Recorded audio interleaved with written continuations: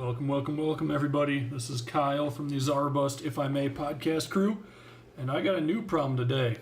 Let's check it out. You see, I got this nice desk with all this desk space. However, it doesn't have any drawers or anything underneath. So I have all this junk that's kind of sitting here.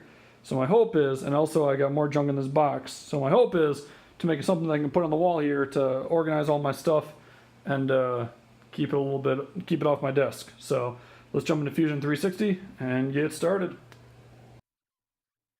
All right, jumping on into Fusion 360 here. The first thing I do is actually check my printer to double check the bed size, because basically how big I can make this thing is going to be determined by how big I can print.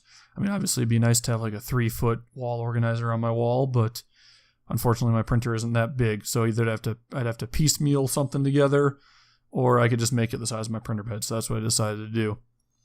Couple other note here is that YouTube actually kind of failed me in the printing of this. I streamed it all onto YouTube. However, YouTube has a 15-hour time limit, which stops you from, if you go over that limit, your stream is only available for so long, and then it goes away. So even right after the stream, I tried to download the thing and had to process, and it still says processing, even though it's been nearly half a week to a week after checking, or after doing the recording of the, or doing the stream.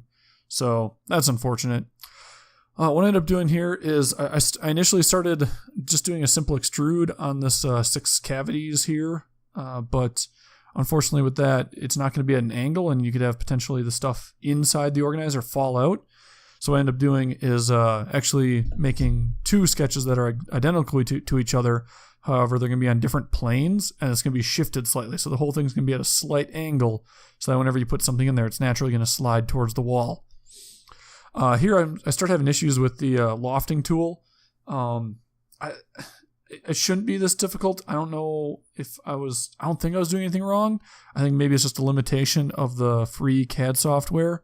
What I end up doing is just lofting the entire box and then loft cutting out the different sections here. You can kind of seem to be doing that now. So that was kind of wonky that I had to do that. Kind of unfortunate.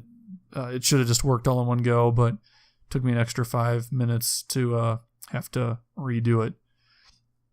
And then I did also end up, after I was done recording this, I ended up shortening the whole thing because it was like a 24-hour print. I wanted to keep it under 24 hours, so I made the whole thing a little shorter.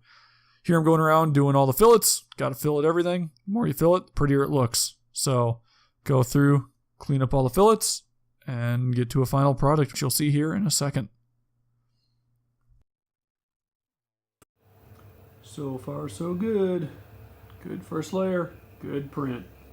So this is going to be a long one though. It's going to be like an 18-hour job. So we'll come back to you once she's finished. Alright, it is the next day after work, and we ran out of blue filament. Spool is empty. So I had to switch to black. 93% complete, so should be pretty close to finishing up. And we'll finish her off in black. So we'll have a nice black highlight at the end. Alright, probably 2 more hours of printing, and she's done. Okay, she's done. Let's take her off, throw her on the wall, and see how she works. And there we go. Much better. I might have to make a second one, just for overflow of that one, plus if I accumulate more stuff. But that's a much better desk. And I got rid of my 2 boxes of stuff that were up here. So, there we go.